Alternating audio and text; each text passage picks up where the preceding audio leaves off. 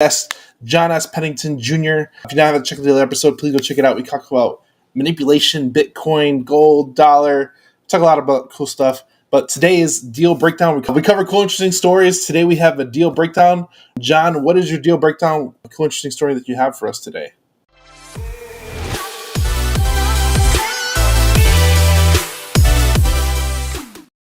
Interesting story and a deal breakdown. I don't know if I'll give you a deal, but I'll probably give you a problem solving, right? Because a lot of entrepreneurs, that's what they do. They problem solve. Absolutely. So this is my first business right out of college, and it was 1989, and the Soviet Union had just fallen, and the Cold War was over, and that allowed people from the United States to sell their goods to Eastern Bloc countries. And me and my partners started collecting used Levi 501 jeans all over the Western United States and shipping them to Eastern Europe and selling them. And you could make like you could buy them over here for like $13 brand new or $6 used, and you could sell them for $100 over in Eastern Bloc country. So this was the problem. So we started buying from thrift stores. And then we taught the thrift stores what we're doing, and we upped their price, and we gave them more money than they can actually. If you put it on the shelf for $6, if you send it to one central location, we'll pay you $10. And they were like, what? So these thrift stores all over the West would ship them to one central location, and we'd pay them $10 for, a no hole, no stain used Levi 501 jean that would normally sell for $6 on the retail shelf. But in addition, we would buy the ones with holes in the knees, which they couldn't sell. Back in that day, no one wore holey jeans. It's great now, everyone wears them, but back in the day you didn't. And so we would pay them like $3 or $4 for the holey ones. And so their profits went way up. And so after a while, they started letting we taught them all this. They started letting competitors come in from Los Angeles and buy the jeans away from us.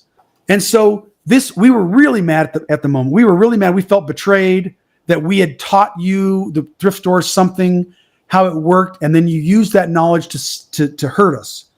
So we decided, listen, forget the thrift stores. In the pit of despair, we decided to problem solve. And so we started advertising in newspapers to the public. We buy used Levi 501 jeans. If you need $10 and your Levi's don't fit, bring them to us and we'll pay you $10 cash. Holy ones, $4. And we started buying more jeans than we could. And we ran out of money that one. We had one weekend, we ran out of money. We sat there and just paid jeans. People were lining up the door, jeans, ran out of money. And so then we decided to go all over the West. So we would go to, let's say, Topeka, Kansas. And we would advertise 3 days only, come to the mall. We're buying used Levi 501 jeans and jackets up to $10. Holy ones, blah, blah, blah. Come see us. And the week we advertised on the radio, that 2 weeks we advertised on the radio, we would go in early and we would talk to all the thrift stores, all the consignment shops, and all of the pawn shops. And we said to the pawn shop owners and the consignment shop owners, listen, when we leave here on Monday morning, we want you to continue buying jeans from the public. And we're going to teach you how to, if you pay $1,000 out in a week, you should sell it to us for $2,000. You should double your money almost every week. And if you're not, we'll retrain you. So when we left there and we said, come to the mall, watch us. They'd come to the mall. We'd have hundreds of people lined up. We'd buy $20,000 worth of Levi's in one weekend. Wow. And so then after we left, we would go to for the next couple of days, we'd go to each consignment store, each pawn shop, put up signs in their windows, give them charge, train their employees. And we go back to Salt Lake City where all the jeans are going to come. We're going to sew them. We're going to re-dye them. And then we're going to ship them to Europe and sell them. We would leave that little town with 17 locations for people to sell their used Levi's.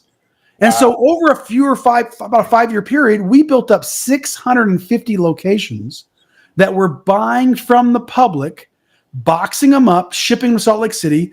I had washers and dryers and steam rooms for tar stains.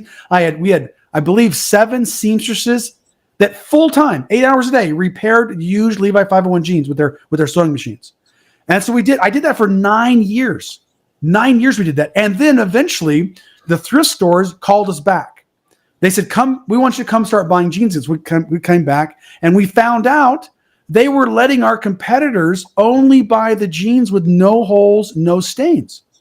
We had tens of thousands of jeans piled up over here that were holes, and we were buying holes. So we used that leverage to say, listen, well, we're the only ones buying holes, and if you got to make the other guys take the holes. And so we use leverage. So we started buying back from thrift stores, but we had a supply. So when you buy from thrift stores and you buy 1,000 jeans, you usually get 200 with no holes, no stains, 800 with stains and holes.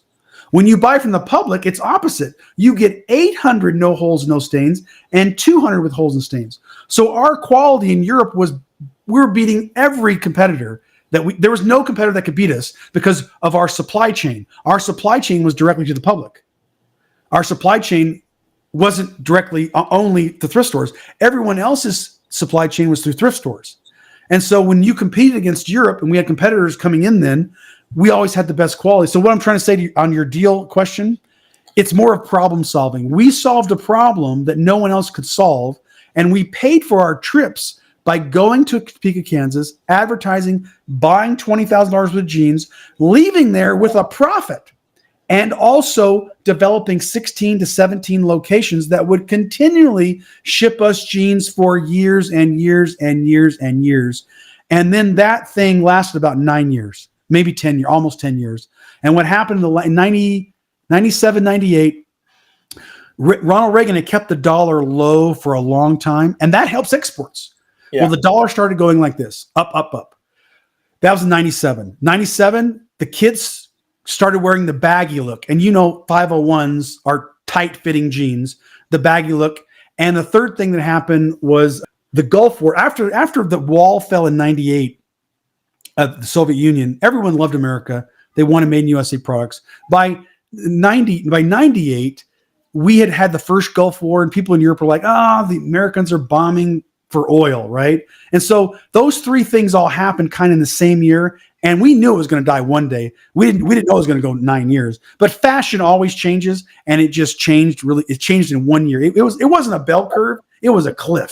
And we got out of the business in 1999. That's how it happened. But anyway, that's how, if you ask me a deal and how to problem solve, we problem solved that. And it was a great business. It was so fun. The used jean business. I was traveling to Europe back and forth. We opened a second office in Barcelona. And we had, an office in Germany. My partners were selling retail in Prague. It was just fun to build and have employees on 2 continents and all the states travel. It was a blast. And I'm sad it kind of died, but it died. And then I went into the fund world, and then it got better. But anyway, it was a really fun business for about 9 years. Right out of college, it was my first business I started. I love this business, and I'm so glad you told me the story, because I love the problem solving you took to overcome those issues. And you having offices in Prague and Europe and Germany and Berlin, like, that is insane. Flipping jeans. That is really insane. I know. It's crazy. Yeah. I love that you told me that story. I don't know when the last time you told that story was, but I'm glad you shared it here, because I think that's an amazing story. And I don't know, man. That is so cool, because it's arbitrage. Arbitrage is great. Right.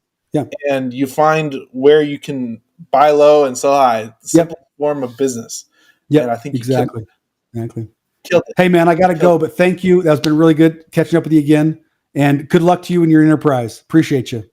No, thank you so much for everybody here. Thanks for tuning in. Thank you, John. Go check out his book, johnspenningtonjr.com. Oh, yeah. Get this book, Dollars, Gold, and Bitcoin. Just came out on Amazon, and I signed yours for you. It's on audible.com, and it's my voice for 6.5 hours. I went into a studio and recorded it. So you can speed it up, do whatever you want. But audible.com, amazon.com, Dollars, Gold, and Bitcoin. And I have a chapter in here that's called Blue Jeans to Billions, and it talks about the experience I just shared with you, how I built the jeans, how me and my partners built the jeans business. So good luck. If you want to buy the book, please do. Thank you. Thank you so much. Thank you so much for coming on. I appreciate you so much. Thanks for sharing your time. It's been amazing. For everybody here, go like and subscribe. You know what to do. We'll see you. Thank you.